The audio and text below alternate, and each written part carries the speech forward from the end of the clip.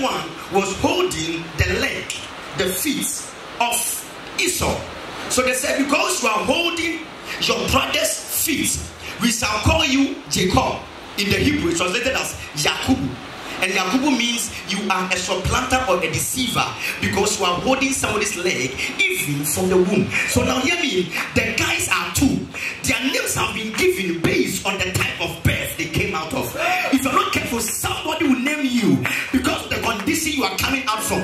But today I came to break every evil condition that happened in your mother's family, that happened in the womb of your mother. I came to break it by fire. Somebody shall break. Sit down. Say, because you are holding somebody's leg, I will call you a deceiver. I want to ask you one question. Did God actually keep a name of deceiver on somebody? No. But they named him a deceiver because he's holding somebody's leg. So right now in the house, two things are happening. One of them is handsome. The other one is a deceiver. And number two, Esau, the Bible says he was a guy of the field. In other words, he was a hunter. He had a scale. But the Bible says, but for Jacob, he was always in the tent in the house. So right now, life was not fair to Jacob. Because number one, I'm ugly. Number two, I don't have hairs on me. Number three, I don't have a scale. But my brother is fair. My brother has a scale. And my brother is even the firstborn. But can I speak to somebody? It's not about how you came out, but it's about how you make out of your life. It's not about how you couldn't have a scale. But if God is for you, He will give it ability for you to learn a new skill of the next level of your life. Let God remember somebody. Now, the man Isaac, their father, becomes old. And their father Isaac, the meaning of his name, Isaac, means laughter. Somebody say laughter.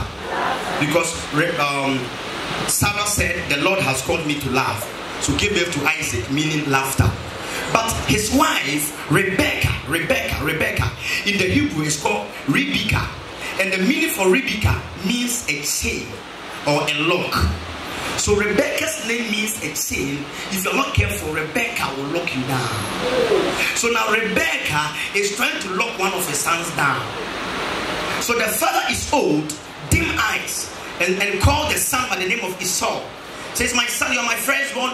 I'm about to die. But before I die, go and get me some food from the wild, or game meat or bush meat prepared for me. And after I eat and I'm satisfied, I will bless you. But there was a woman in the house whose name means a chain or a lock. So she said, I will lock down this boy's blessing and give the blessing to somebody else. I want to ask you one question. Who is around you that is trying to lock you down? Who is in your family that is trying to tie you down? Who is in your workplace that is trying to tie you down? But this morning, God is about to expose every Rebecca. I said, God is about to expose every Rebecca out of your life in Jesus' name. Shout, expose. Now hear me. When the father was speaking to Esau, number one, Jacob was not there. Number two, Rebecca was not in the room. But the Bible said, and Rebecca overheard. When she overheard, she said, I will not let this blessing happen. I don't know who has overheard about the promise on your life that has vowed and said, I will not let it come on Esau, but I will let it go on Jacob. Somebody wants your blessing to go on their children.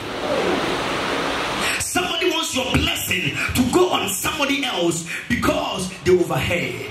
But can I speak to you? Whoever has overheard, oh man, I said whoever has overheard, I don't know whether it's your friend, whether it's your colleague, your neighbor, any power that has overheard, trying to stop what belongs to you. Let the blood of Jesus speak on somebody's behalf. So I believe it.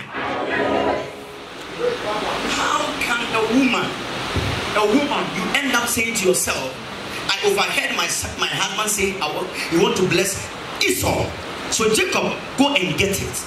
And Jacob said to her, Mommy, I can't do what you are telling me because number one, I don't have hairs on my body. The woman said, forget it, I will give you the strategy.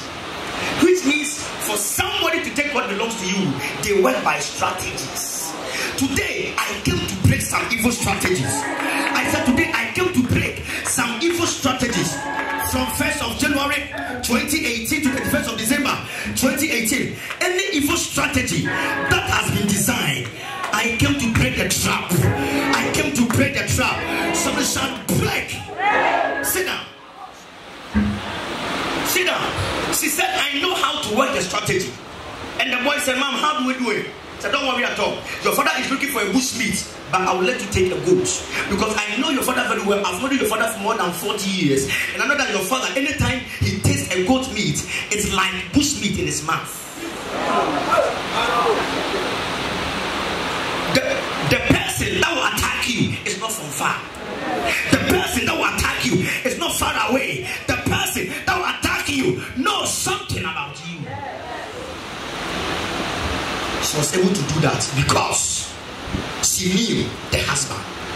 Because there's difference between antelope meat and goat meat, right? But she knows the husband.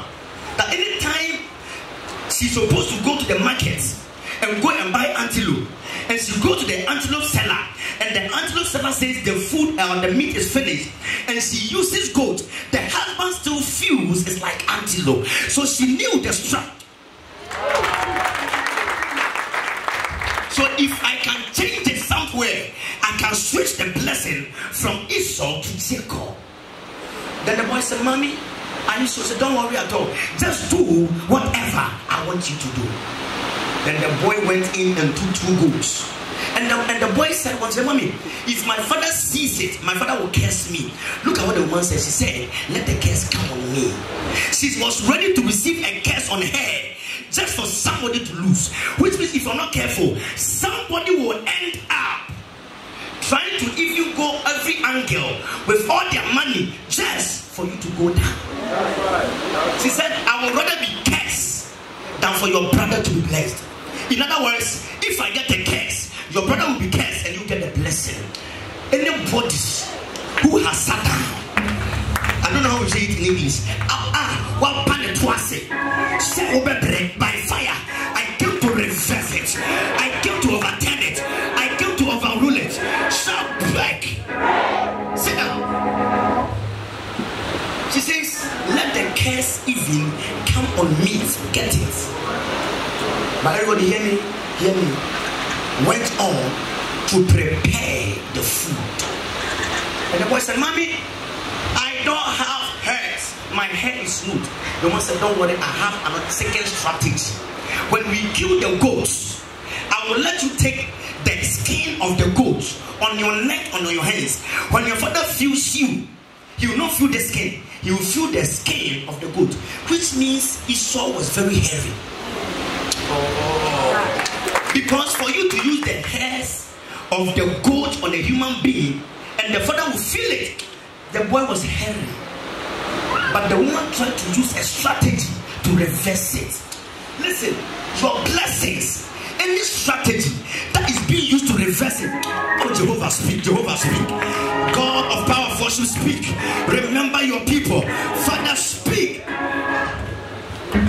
Listen to me. This is a sad story, a sad story.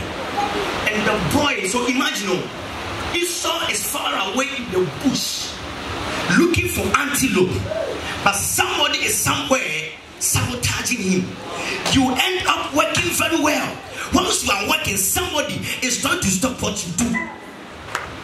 You are busy trying to carve a great life for your life. You want your children to have a great life. Whilst you are busy trying to let your children have a good life, somebody somewhere is finding a way for you to lose. So imagine this boy is on the field. All the snakes he's meeting, all the lions he's meeting in the forest, risking his life for something, but somebody is trying to let his effort be in vain.